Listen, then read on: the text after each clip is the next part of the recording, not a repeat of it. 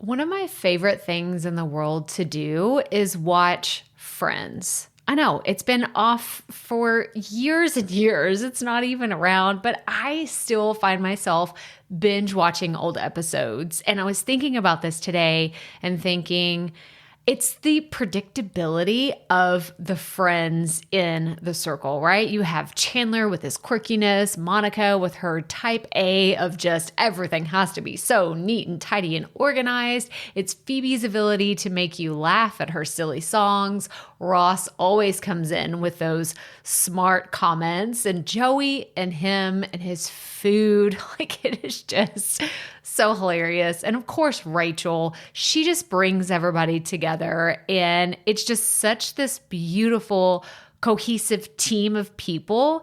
And it's why I wanted to come on and share with you today that I have an opportunity for you to find your friends in the content creation space. So if you are thinking about creating your first or your next digital course, I don't want you to miss this opportunity because Amy Porterfield just opened the doors for registration for her Course Confident Bootcamp. And I'm actually offering a special bonus for anyone that registers for the Course Confident Bootcamp through my special link. So I want you to go to crystalprofit.com/Amy-bootcamp to register.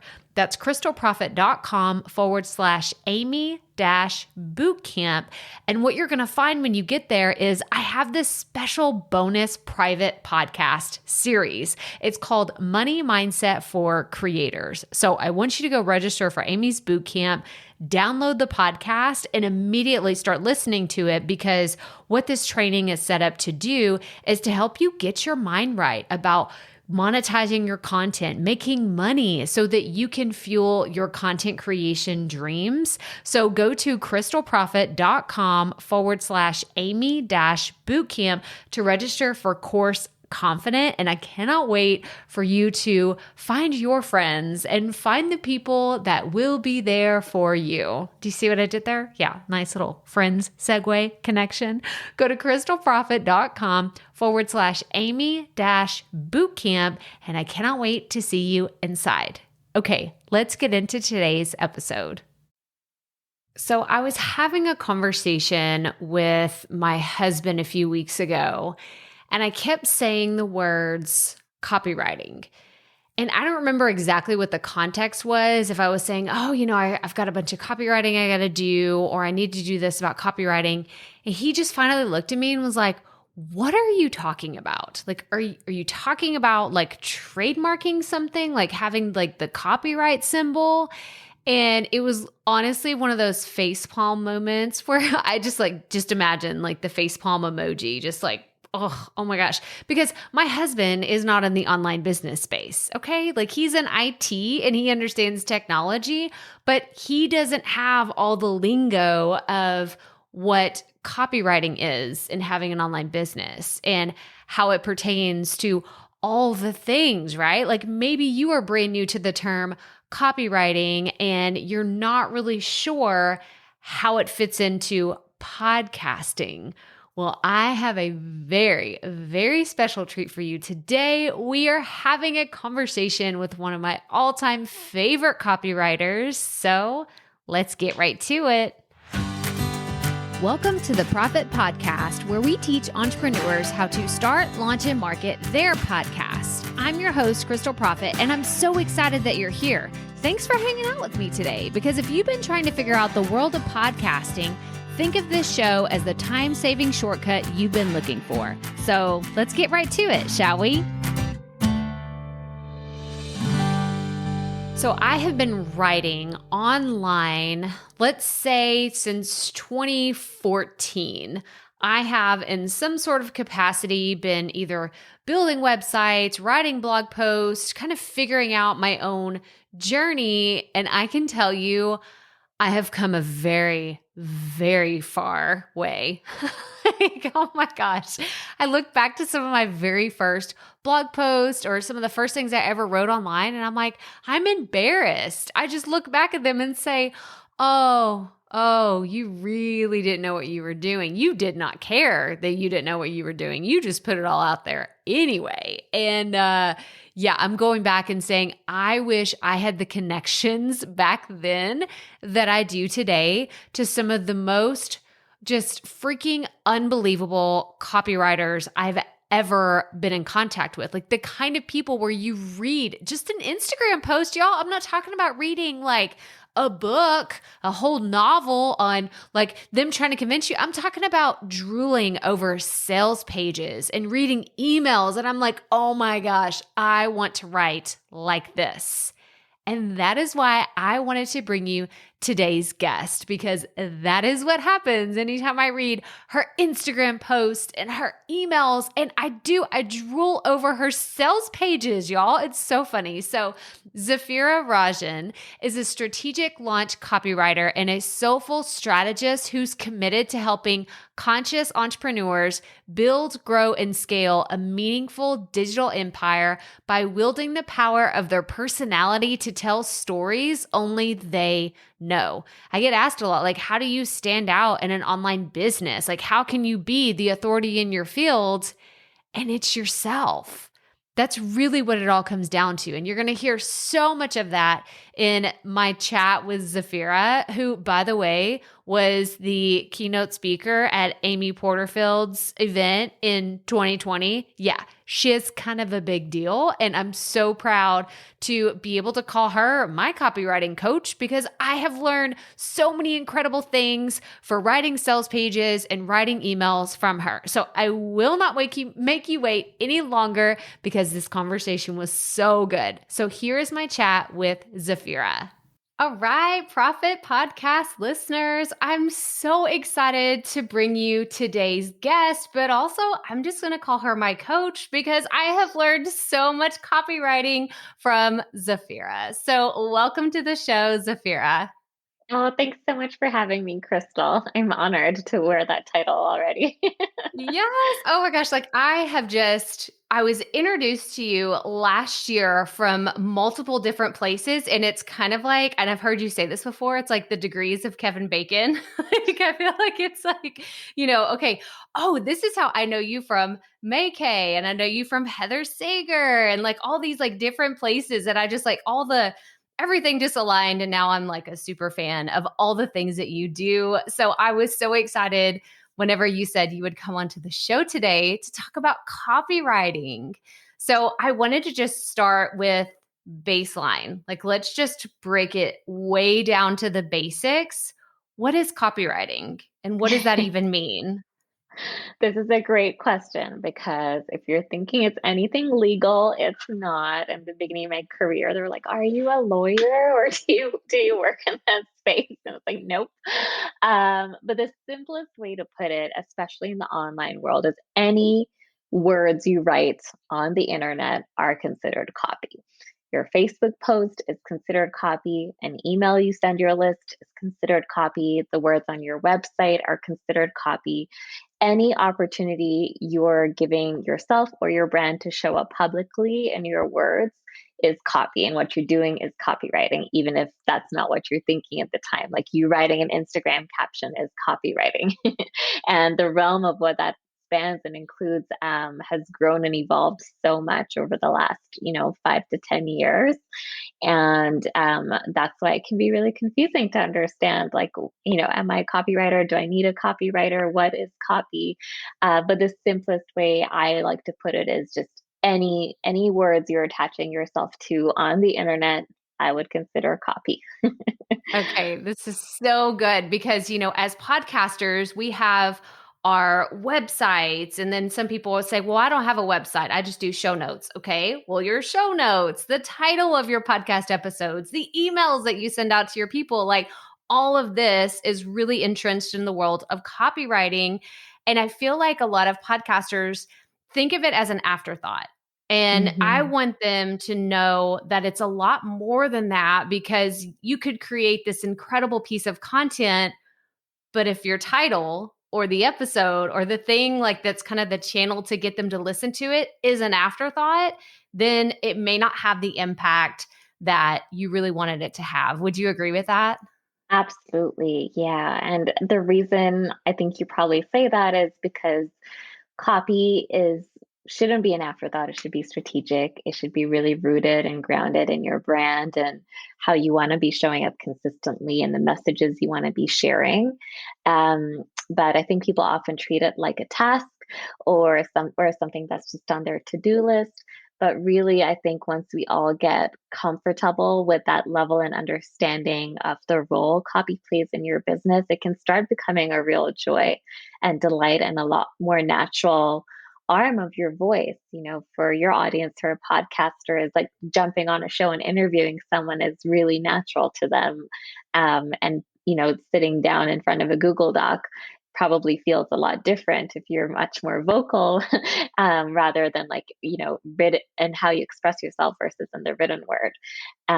But the two have such a really beautiful opportunity to play together, especially in the podcasting world. So I'm so glad we're having this conversation because I hope that's what people take away from it too. Yes. Well, it's funny because you said that about a Google Doc, because I feel like I get anxiety when I sit down and I Right. see the cursor just like blinking at me. It's like it's mocking me, like, you don't really know what you're doing. You're just here. So, my hack, and for any podcaster that's out there, I use the voice typing in Google Docs Mm. to initially get ideas out of my head. But what does that feel like for you as a copywriter? And you sit down, like, is that kind of your mode of getting ideas out of your head and just starting on a project? Are you a Google Doc person? Do you like pen and paper? Like, tell us your secrets, all your secrets. Oh, yeah. It's funny you mentioned the dictation because I always recommend that to my friends and clients who are just like, I can talk till the cows come home, but I can't write in a Google Doc to save my life. So makes such a huge difference. Listen to that if you're that kind of person. For me, I'm a lot more like quiet and a lot more introverted. Like I have anxiety right now being on your podcast. This is not my natural space. But how I prep for copy is usually like I like to have a rough outline of where I'm going and the message that I want to impart and where I'm heading. So I'll never really just start with a blank document. I'll start with even a couple of bullets of things we want to cover. Or I'll have like some kind of prompt to get me going. But when people are always like, oh, when you sit down in front of a blank Google Doc and you don't know what's coming next, yeah, it's probably because it's blank. And there's no one feels any inspiration when they do that. It's if you handed me a paintbrush and a blank canvas, I would not know what to do with it unless I was looking at a photo or I'd sketch something out in advance. So I'm a notorious like pre prepper.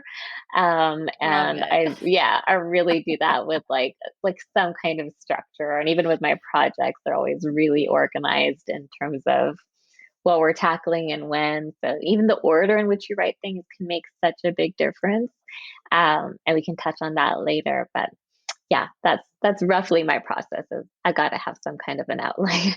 Well, I love that you said I have a like pre-plan, like there's many, many steps in it, because I feel like that's how my brain works too. Like, I'm a Yeah. journaler, so I'll like journal out ideas, and sometimes I'll get a whiteboard, and sometimes I'm just like a Yeah, post-it. Like, it just kind of depends on how the ideas are coming to me and flowing. So I love that we all totally. have a different, it's just kind of what's in the moment, like what's working for me right then. But I want to know, have you always been in the online space of writing copy? Like, did you learn kind of a different approach, a different, like more traditional sense of copy, and then you had to relearn a whole bunch of stuff or learn like a different way of doing this? What was that journey like?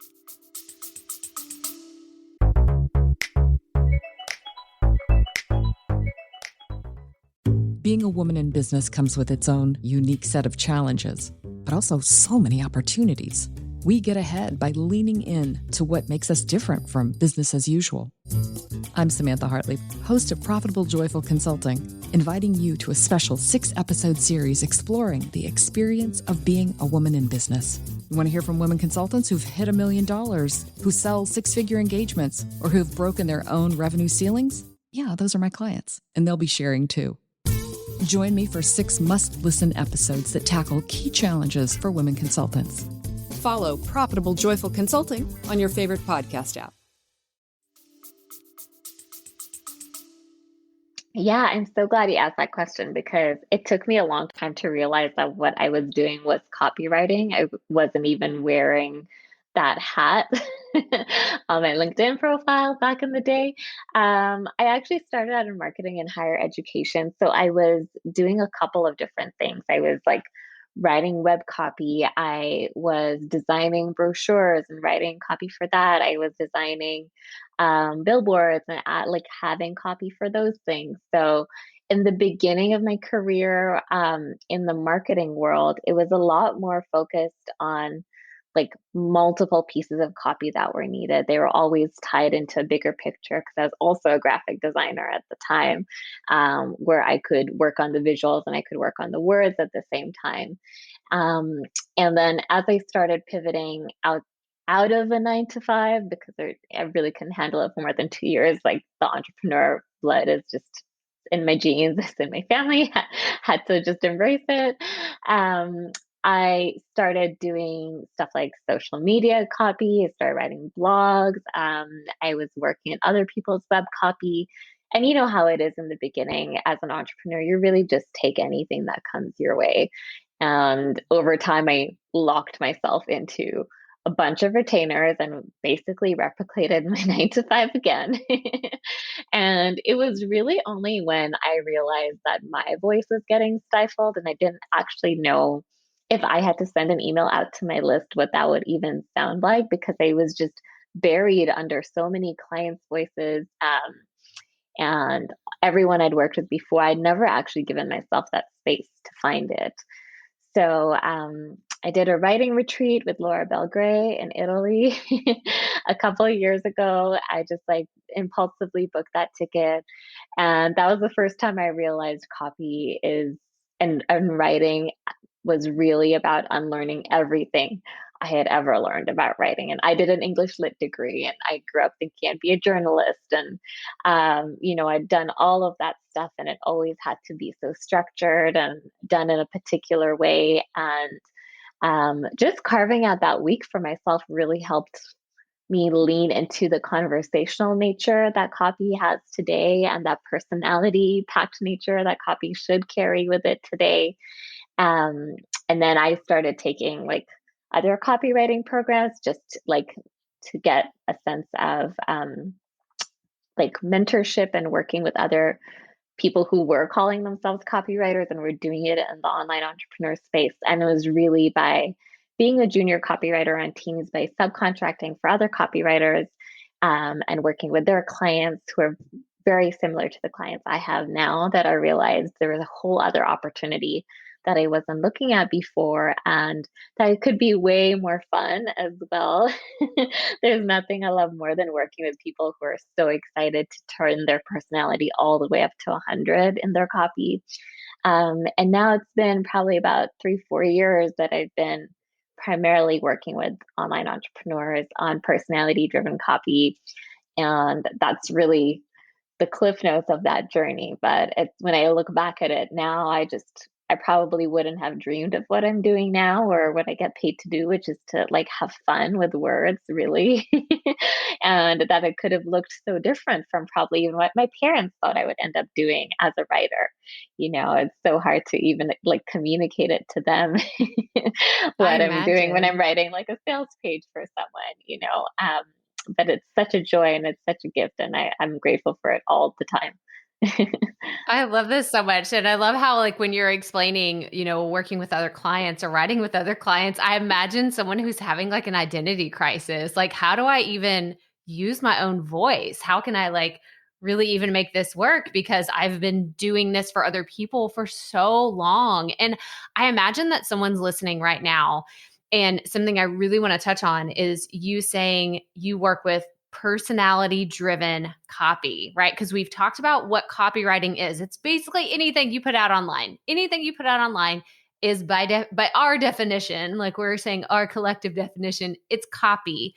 And I have people who are in this community of podcasters that say, that's good for you. I'm glad that you do that. However, I have to speak in a certain way so people take me seriously. I come from a corporate background, or I come from an academic background, and I need to speak in a certain way so that I'm seen as an expert in what I do. So could you kind of speak to that and how someone could infuse their personality, even if they feel, I mean, and I'm just going to say it because people say this to me all the time. What I talk about is boring. And I don't know how I'm going to get people excited to listen to a podcast that other people think is boring. I love it, but they think it's boring. So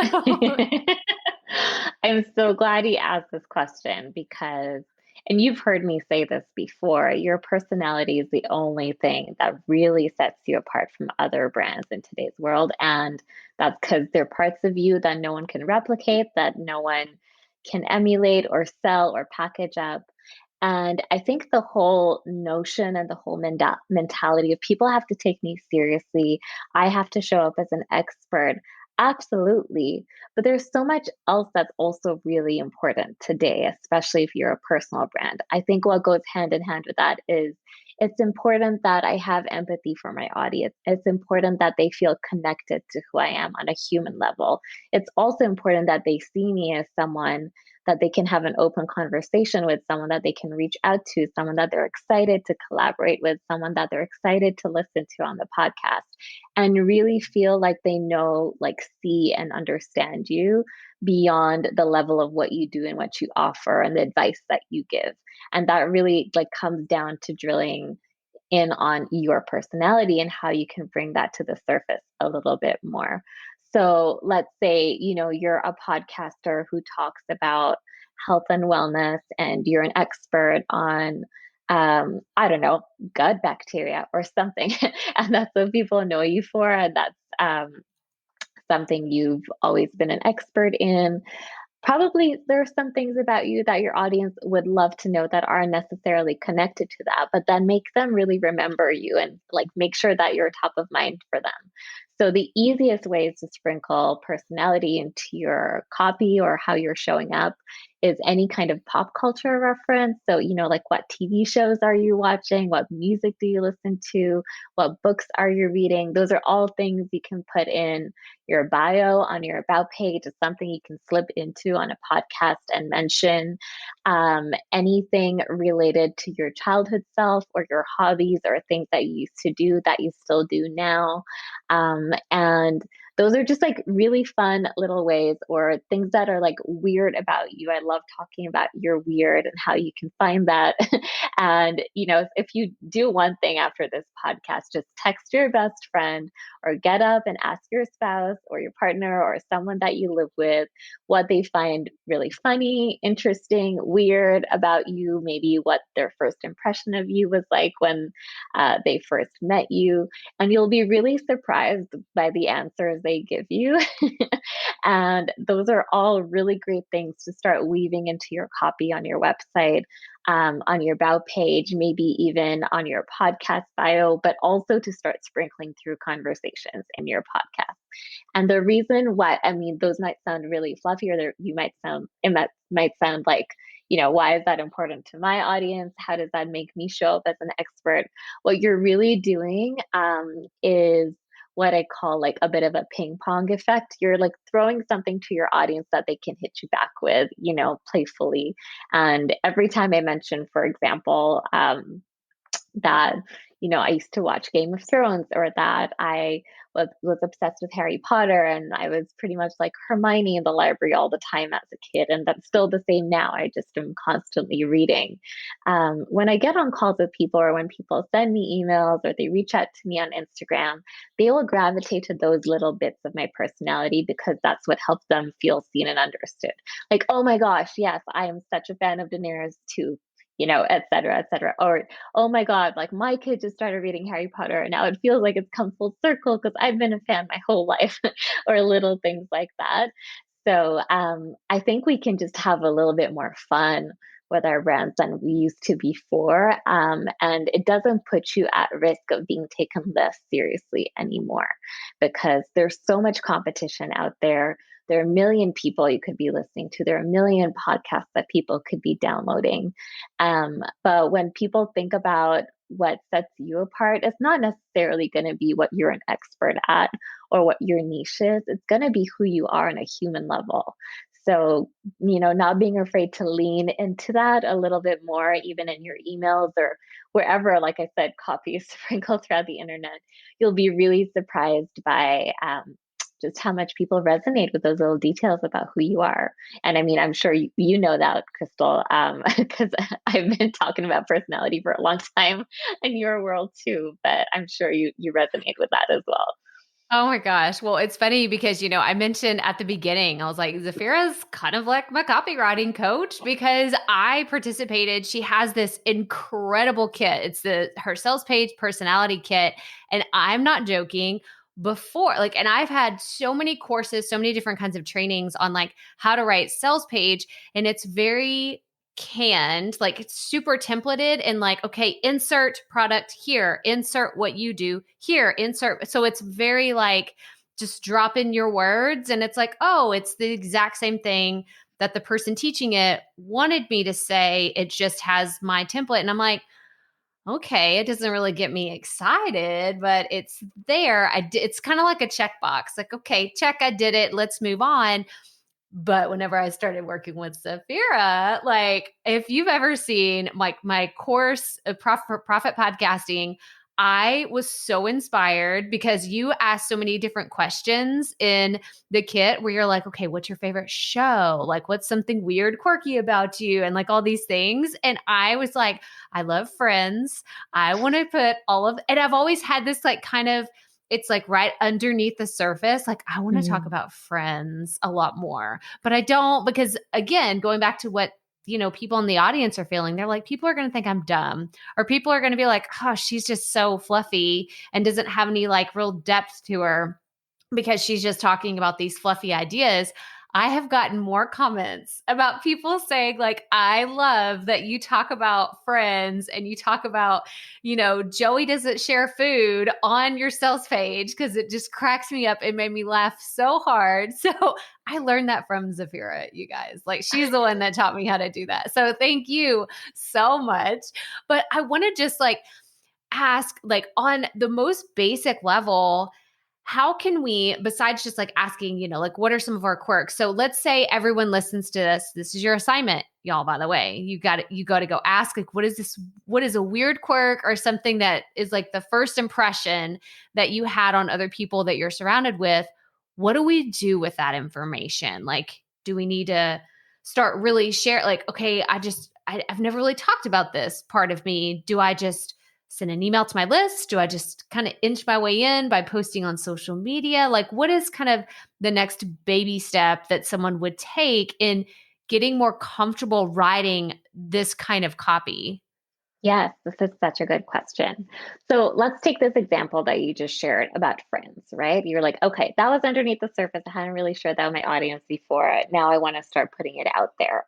So one simple way you can do it is, let's say you have your weekly newsletter that you've sent out to your list. Add into your PS, like, oh, PS. This week I started rewatching season 5 of Friends because like I just really needed some comfort TV. And like, given the state of the world, like I think we're all doing that right now. What have you been binging or watching or reading lately? Like hit reply and let me know. That's just like a really simple way to start the conversation, right? And it doesn't have to take away from the actual content of the email. On social media, we all do those intro posts after a while where you reintroduce yourself to your audience, especially after you've been getting a bunch of new followers. So maybe on Instagram, you're like, hey, it's been a while since I introduced myself on here. I'm Crystal, and here are a couple of like, fun things about me. It's like, I love Friends and blah, blah, blah, and a bunch of other things, and then explaining what you do. But that's a really easy way to weave it in there. And then on your About page, I really like to have a section at the end where it's kind of like rapid fire, but with yourself. So, for someone like you, could say something like, when I'm not recording podcasts, or like running around after my kids, here's what you can find me doing. And it could even just be like 3 to 5 like fun facts about you. So there you've like already sprinkled it in 3 different places. And that's just like, those are really like small, easy ways. But I love doing it in emails in particular, just because the things you love are things you're constantly doing. And, believe it or not, like your audience wants to know all the stuff you're doing, all the things you're into. I don't know if you've ever watched those YouTube videos like on Vogue or those other channels where they're like celebrities reveal what's in their handbag or like what Yes. they pack for stuff. I'm obsessed with those videos, and so many people are, because we're nosy. We want to know what you're up to. We want to know what you like. We want people to tell us what to like. We want people to give us recommendations. That's why we're always saying things like, you have to watch this TV show or you have to watch this book. Um, so in my weekly emails, I really like to just sprinkle in like what I'm up to. Or maybe I'll even lead with that as part of like a story. Like I was in the middle of reading this book when I started thinking about, an idea for like my group program. And then that's like the email becomes about the group program. But what I started with was a book, and the replies are most likely going to be about people who read that book, or oh, thanks for that recommendation. I'm adding it to my list. So I think it's the easiest way to get into the habit of like learning to weave it in a bit more strategically. Someone who does this really well that I mentioned is Laura Belgray. If you're not subscribed to her list, her emails are super filled with personality. But I also feel like I always know what Laura is doing. Like I know she went to the grocery store and had like a million samples, or I love it. I know like her coffee order, or like little things like that. But what you're really doing is building the bank of what people connect to you and other things with, and makes you more memorable. You want people to see stuff out in the world and be like, oh, that made me think of Crystal. That made me think of Zafira. Once someone starts sending you messages like that, especially people you don't know, that's when you know you're doing a good job. Oh my gosh, this is so helpful too, because I get the question all the time of like, well, I want to share on my podcast. I want people to feel comfortable like they know me, but I don't know how to do that without necessarily airing out my dirty laundry. Like, I don't want to tell them everything about me, or people get, Yeah. very protective about their kids and their family. And like, I totally get that. They're like, I don't want to share about my kids' ages and like their names and this and that, but I also want to be connected with my audience. And I feel like you just shared so many incredible examples of, hey, you can talk about your favorite salad that you like to get when you go out to eat, or your favorite drink order, what you're watching on TV. And I love that you said that, you start emails that way, because people ask me all the time about email marketing. And when they're getting started with their podcast, email marketing sounds just so overwhelming, because they're like, I just spent all my creative energy creating this podcast. What am I supposed to say about it? Like, they should just go listen to the podcast. Why do I have to continue to, engage with them on this level? So what does email marketing mean for you, and how necessarily do you teach that to someone who's just, let's just be honest, y'all are stubborn about this. Y'all don't want to send like, you don't want to do emails. So what would you say to someone that's listening that they're like, Zafira, I really just don't want to do it, and it's hard, and I can't afford to hire a copywriter to do this for me every week. What kind of advice would you give for them? This is such a good question. And answer number one is, I've been you before, and I've been the stubborn person. It took me way too long to get an email list started. And when I did, I didn't send one thing to them for probably 2 years. Um, but what I have realized, not only as someone who sends emails, but someone who writes emails for clients and is just really immersed in this world, out of all the opportunities we have to connect with our audience, podcasting being one of them, if you're a podcaster, email is the only remaining thing where your audience is guaranteed to read what you have to say. When you post stuff on social, it gets dissolved. You're still dependent on an algorithm. You don't really even own all that data and all those followers. Some can unfollow you in a second. But when someone is on your email list, that is really the most sacred relationship you can have with an audience today. And I think it's going to stay that way for the foreseeable future. So for me, when I look at emails, and I also hear from folks like, do I really have to do this? what I like to say is if you want your message to be heard, this is the only guaranteed way to continue doing it without being, at the risk or at the behest of someone else controlling how that information gets delivered to your audience. And, when I think about all the time I've poured into social before and all of that ended up being so temporary, and I think about, the emails I send out and how many more replies I get, like up to a week, even after I've sent it, or how much more memorable it is. It's also the thing with email is that once you're reading an email, that's all you're doing. You're not distracted by like all the other things that are going on or the noise that's happening. That is the one thing you can maybe just take a coffee, sit down with a coffee and read someone's email and really digest that message.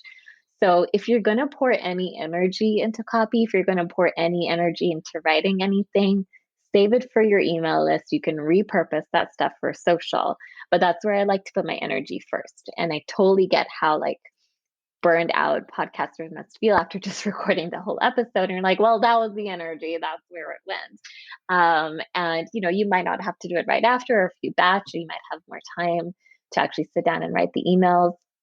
But something I see a lot from podcasters is those podcast emails feeling really transactional or feeling like very same from week to week, that I stop getting excited about opening them anymore, because like, well, this doesn't tell me anything different than if I was just to go into my podcast app and see that you uploaded a new episode.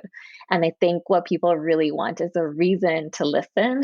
And they also want to really ground that episode in the current context, of what's happening day to day. And I think emails let you do that, especially what's happening, constantly politically, what's happening just in your world or what's been developing, attaching or like connecting, creating a connection between that and what you're sharing that week is a really more powerful way to give people a reason and give them an incentive to listen to what you've got that week and make it really relevant. And I think that's where email can do that job for you. And it doesn't have to be such a crazy thing, right? Crystal, for example, you're interviewing me about copy. Maybe the way you talk about this in your email is, hey, I've been felt boxed in with copy before, and I never knew I could lean into my personality up until recently. That's what made me reach out to Zafira, and she's on the show this week. But already we have like a bit of a backstory about your intention behind the episode, and how we've connected through all these different people. Like people actually really appreciate knowing those little things. First is like, hey, have you ever struggled with copy? Well, this week's episode is going to show you exactly what to do, and that's really the difference there, right? So, I'm I going don't to know go if take that, the transcript of everything you yeah, just said, and that's going to be the email that I send that'll out be this the week. email. Yeah. But yeah, for me, I see email as a more organic conversation with your audience that you have today. And I think it's the only channel we have left.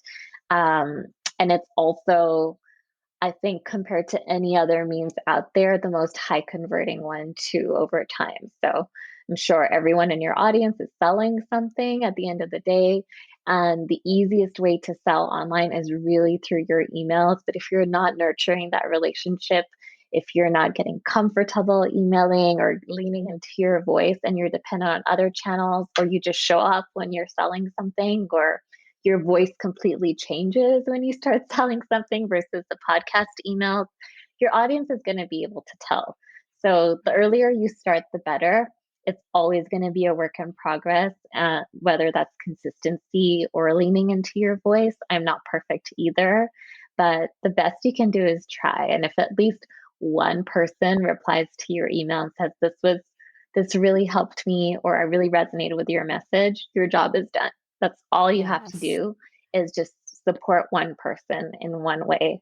And as soon as I started adopting that mentality, didn't matter to me anymore when I was sending an email to hundreds or thousands of people, because I know it's not going to be for everyone. If you get unsubscribers, we all know now it's a good thing, right? Yes. And I don't go and look in and see exactly who they are anymore and then get really mad and be like, well, I thought we were friends, or you've been on my email list for so long. Why did you unsubscribe? Like, I just don't have time for that now, but I have time for the people who respond and who are really happy and who open them regularly and are just along that journey with you. So This is that's my so rant on email. helpful. I love it so much because like you've said so many things that I've thought, but I mean, I'm not an email marketing expert. I've actually had people ask me like, you write your emails every week cuz okay, here's my structure. I handwrite my emails, and this blows people mind when I say this. Not I all of my love emails, but it.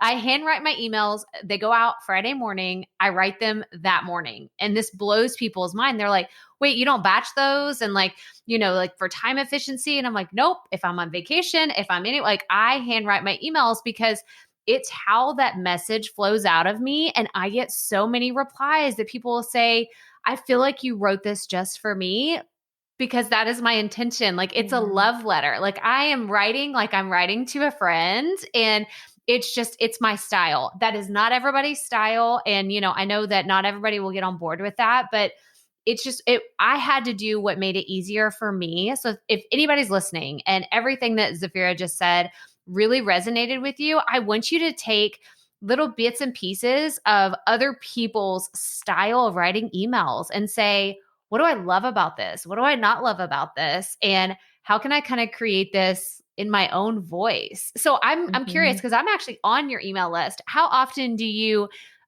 send emails? Is it just once a week, or do you send more than that? So that's why I'm like, this is a work in progress, consistency wise. But when I'm in the flow, it's once a week and I do what you do. So Mondays are my day to work on my business. And first thing I do is I sit down and I write an email. And usually I've been thinking of an idea for a while, or I've had a rough outline beforehand, and I'll just crank it out. I'll look at it, maybe for 20 minutes, 15 minutes to edit it. But if I try too much, I'll just never send it. And then I just upload it for the next day to be scheduled, and that's it. That's usually if I'm in the flow, I'm feeling good vibes, I feel creative, I'm not overwhelmed, I'm not burned out. That's really ideally what happens. But when I am tired, when I am exhausted, when some weeks just feel too heavy, I don't send any emails. And that's okay too, Yes. because I think at the end of the day, we're all real humans and people get it. And I also just try to be really sensitive to how much people are consuming or what's happening in the world to know, am I just like adding noise to the spectrum right Right. now? Do people really need this at the moment? Can I hold off? But also just not writing for the sake of it. So, I know everybody preaches a weekly email newsletter, and I would very much like to do the same for myself because I see the benefits.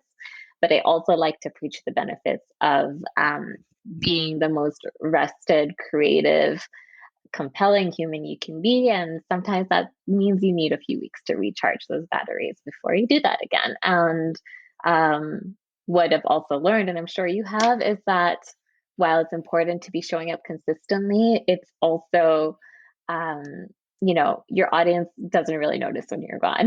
Yeah. And they've got so much more going on in their lives. No one's walking around thinking, why didn't Zafira send me an email this week?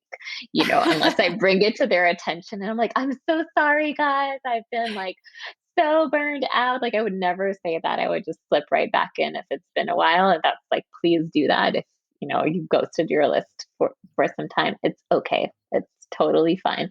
But yeah, when it comes to consistency, I often say just create something that works for you and really works for you, not what works for everybody else, and experiment with it and test it out. Like for me, the Monday thing took a while to get to, but now it's like I kind of have a ritual around it. So I get in the headspace to sit down and actually do that. I love that you handwrite your emails. I think that's like so meta. I'm very into it. I might start doing that too.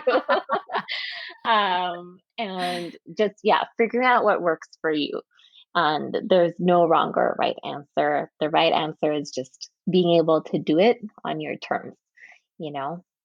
I I wish love someone this had told so me that a long much. time ago. Otherwise, I would have saved me a lot of guilt for many years. Yeah. No, I love that you just said like, hey, if you haven't been doing this or consistency is an issue, because I think that there's a lot of people that are trying to start new things in our community, whether they're just Yeah. getting into having an online business, they want to have a podcast, they want to start a YouTube channel, they want to be TikTok famous, and they want to be like all these things. Like we have a lot of very ambitious people, but we also have, and Zafira and I, we were talking about this earlier, we're both kind of rule followers too. Like, so it's like we want to have like, okay, you do A, B, and C. Don't skip down to T unless you've done everything else in between.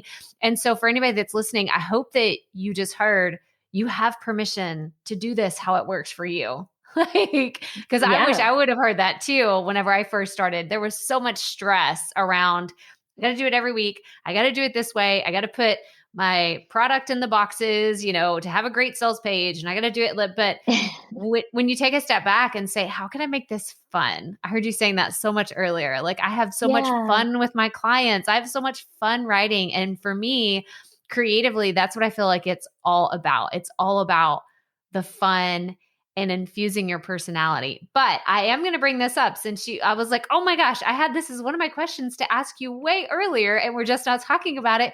You just took a month off. Like, Oh, what in the yeah. world? What is even life? This sounds incredible. So, I mean, if you want to go see, like, go follow Zafira on Instagram because she talked about so many awesome things that she did. I was like vicariously like texting you like on Instagram. I'm like, look at the beach. It's so pretty today. Like it looks incredible. But what was your biggest takeaway or something that you learned about yourself whenever you took a month off of your business? Oh gosh. So that's like the longest amount of time I've ever taken off. And I will preface this by saying it's because, I have support in place now. Like I have an assistant and I have a bookkeeper and I plan financially for it. So, I'm not saying anyone can just up and do it. And it Right. is harder to plan for that time off than you think. And it's not super glamorous. There's a lot of time that went into it. But the biggest takeaway that I learned is to really just listen to what I need when I take time off. And this is the first time I've taken time off and not planned travel or planned something really like, to pack a suitcase and go and do stuff. Like I went to like an Airbnb 15 minutes away from my house and did that. But because of COVID, you can't really go anywhere. So it's the first vacation where it's like, well, I'm not working. What do I want to do? And it was Yeah. really weird to have that time, to be honest. And in the beginning, I was started, putting that pressure on myself and wanting to follow those rules and be like, okay, well, we've been wanting to write a book, so maybe we'll start like writing stuff, or we've been wanting to do paintings, so let's try that. But to be honest, and I shared this on my Instagram, like after the second week, after I wound down, I just passed out. Like I just went to sleep. And I call it a sleep vacation. I highly recommend, like, that's sometimes the only reason you need one. I was beyond surprised how much sleep I needed because it's not that I sleep little, like I sleep 7 to 8 hours a day, which is pretty good by most standards. But after I really started shutting my brain off, I was sleeping for stretches and stretches of hours. I never used to be a napper. I was napping. So really, my body just needed a time out, and also disconnecting from an email and disconnecting from a sauna and like social media from time to time. I was like deleting Instagram every 2 days and just like living without it. And it was beautiful. So I think actually taking time off during a pandemic, if you can do it, is such a gift because I think it's a rare opportunity to see what your body really, really does need. If I had Um, planned a month off any other time, I would have traveled to a million different places. I would have still gotten energy in a different way, like inspired and creative, and but I would be doing stuff constantly, and I think there's like a lot of shame around doing nothing, but I'm yeah. really proud to say that I did nothing for a month. And it Yeah. was wonderful. I watched like all of Schitt's Creek again. I watched all of Parks and Rec I again. love I it. spent a lot of time with my dog. I live near the beach. I went to the ocean a lot. And by the end of it, it's the first time I've taken time off where I wasn't actually excited to come back to work, to be 100% honest. Usually after some time off, I'm like buzzing with so many new ideas and I'm like, I can't wait to just put this into action. But I think it's because it's the first real break I've had in a long time. I was like, oh, that could have actually been longer, whereas before a month felt like super long to take off. Yeah. So that was really fascinating to me. That Well, yeah, that was my time off. I just loved how you openly shared about it. You're like, it took me a second to like turn off. Like it wasn't just Yeah. like, oh, I'm off. Like, let me just, like throw my phone in the ocean and then just walk away and say I'm free. Like it takes like the honesty and like taking the time off, the intention behind planning it and making it happen. Like I just love so much that you shared your journey. And I think that this is why I resonate so much with you, because you do share very openly about how you run your business, like why you are such a heart-centered entrepreneur. I don't know if you call yourself that. It's what I call you. Like, I feel like you're very Oh, in thanks. tune with how you serve people and how you show up. And it's very honest. And I so appreciate everything that you do and all the things. So y'all have to go follow Zafira on Instagram and see all the cool things that she does. And what's your dog's name? I do remember seeing your Oh dog all the yeah. time. His name is Mars. Mars. Oh, I love it. Yeah. I love it. I Yeah. loved, like, I was just like looking at the ocean and you would like you're like, turn the sound on, for in your stories. And I would listen and be like, okay, like I'm just living vicariously through Zafira's Oh. ocean walks. Like they were so nice. But Yeah. Me oh and my Mars just gosh, go and stare at the ocean and listen to it. And it's like, I love it. this should be shared sometimes. So thank you. Yes, for sure, for sure. We need more of that. We need more of that. Yeah. Well, I want to transition into some rapid fire questions that we ask all of our guests. So, are you up for that? Oh golly. Well, let's see how fast I am on my feet. I did just come off of 30 days of sleeping, Yeah, like but I don't know if I can handle this. I'm at a snail's pace here, but let's go. It's fine. yeah, we're all good. Okay. So, what piece of advice would you give to a brand new podcaster? Oh. I mean, I'm not like a podcaster myself, but what would I say? Um, I would say just shout your podcast to the rooftops. I've seen people really quietly launch what they're doing, and I discover it way, way later. But please tell anyone and everyone to listen to your podcast, and you can never say it enough times, because it's a big deal. Like celebrate it. That's awesome. That's awesome. Yeah. Okay, so my next question is a two-part question. So it is, what is the dream podcast you would love to be on? And if you had a podcast, who would be your dream person to interview? Oh my God, Crystal, these are really hard. Okay, dream podcast to be on. I actually had always wanted to be on Amy Porterfield's podcast, which just happened this year. So let me circle back with you next year once I revise those goals. And dream person I would love to have on a podcast that I have. Um, I'm very intrigued by Donald Glover, who goes by Childish Gambino, and I think he's a genius in everything that he does as like an actor, as a writer, as an artist. But he's really strange and funny and weird in his interviews. So I kind of feel like that would be a cool conversation to have. Like he I just shows love up to it. interviews with like barefoot and like with his shirt off, and he just like sits cross-legged on the couch and he'll just talk about whatever. So yeah, I would love to have a conversation with him. I love this. I love this. Okay, my last question is, do you consider yourself a perfectionist? I consider myself a recovering perfectionist, an evolving perfectionist. I think I will always have high standards for myself, but they're getting bendy, and I'm much more comfortable leaving to-do lists incomplete than I was before. So, always in the pursuit of quality and progress, but no longer in the pursuit of making it picture perfect and shiny anymore. Oh, you're in great company because this is me. Like, that's what I tell. And this is like most people's answers. Like, I'm a recovering perfectionist. Like, I feel like we need our own support group to talk about this because Yeah. I mean, it's so, I think it's true for so many people. And it's the reason why I asked this question because it's either I am, and I'm trying to get away from it, or I used to be, and now I'm not so more. So I want anybody that's listening to just know, like, if you hold yourself to a certain standard, like we all do it. We all do it. And sometimes it's for like you said, like evolving to a next level. But sometimes it's like, hey, I had to grow out of that and I had to step away. And Yeah. I just realized it's never perfect. And if you listen to this show, you know that things are not perfect around here most of the time, but we have a lot of fun. And that is what matters. So, Yes, I think yeah. we need a new word for us, like how there was introverts and extroverts, and now there's ambiverts. We need something for the in between. For like, I used to be Yes. a perfectionist. I still have those traits, but I'm not Yeah. fully a perfectionist anymore. I'm gonna put my Yes. thinking cap on for that.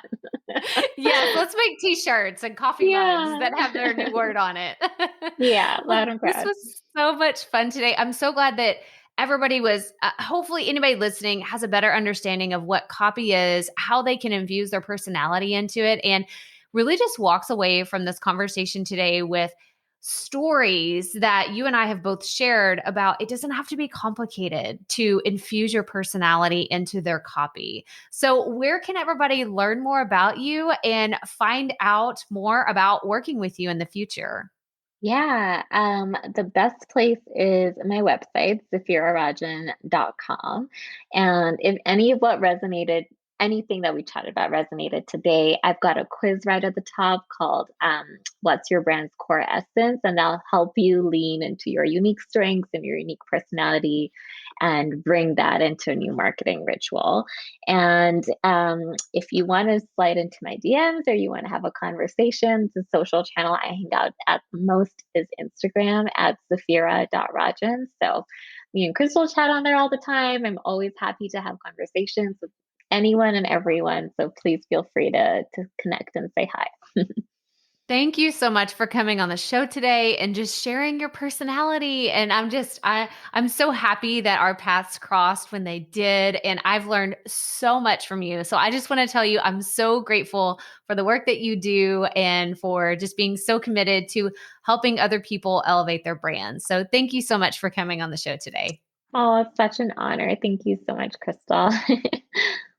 See, I told you it was going to be good. I know that your hand is probably cramping from writing all the notes. Like you're in your Google Docs, like just typing things up, or you're like scribbling out on like a Post-it note or a blank sheet of paper right now because, oh my gosh, like seriously, I am so grateful to have met and been able to learn from Zafira because the things that she has said about copywriting I've heard before. A lot of the things that she said, I've heard from different people, but the way that she says it, the way that she teaches copywriting, it gives me an ease. Like my shoulders relax now whenever I go to write a sales page, when I go to write an email, as opposed to staring at like the Google Doc, like blinking cursor of death, right? Y'all have heard me talk about this before where I just like, oh my gosh, like it freaks me out when I sit down to write and it's just so stressful.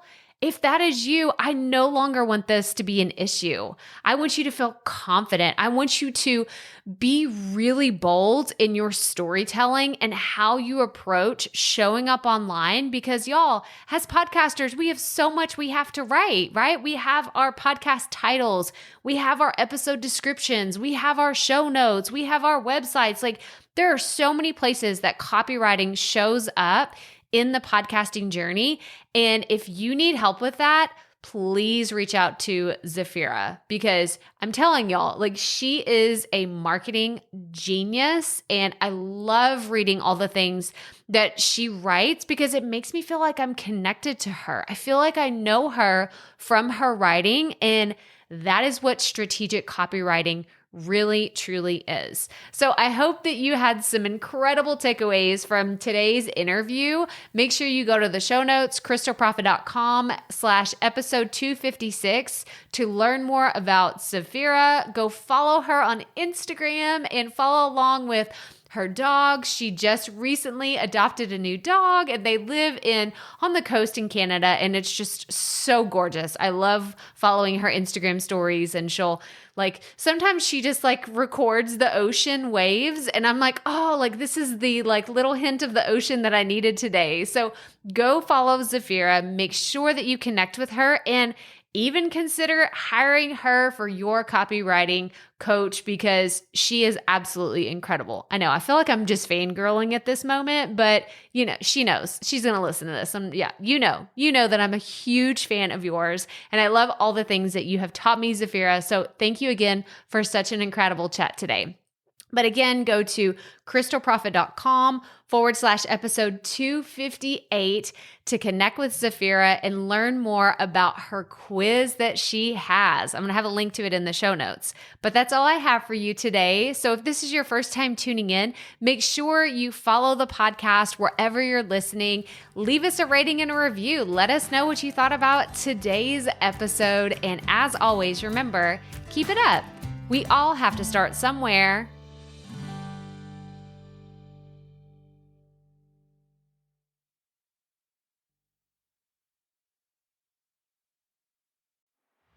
Hey, Profit Podcast listeners. Thanks for sticking around to a little bit after the episode to hear this special message, because I want to hear from you.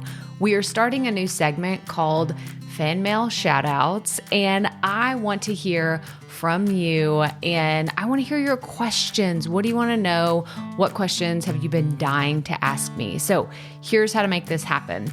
Go to the app where you're listening to this podcast right now. Go there. I'll wait a second. Okay. Now, once you're there, you're going to see a hyperlink at the top of the episode description that says, send Crystal a text message. And that's all I want you to do. Send me a text. It could be casual, informal. It could be totally anonymous. Or if you want, you can include your name and the name of your podcast or content wherever you are creating, and I will give you a special shout out in an upcoming episode. So again, go to the show notes for where you're listening to this episode right now, and it will say, send Crystal a text message. And I cannot wait to hear from you and give you a shout out in an upcoming segment of Fan Mail Shoutouts.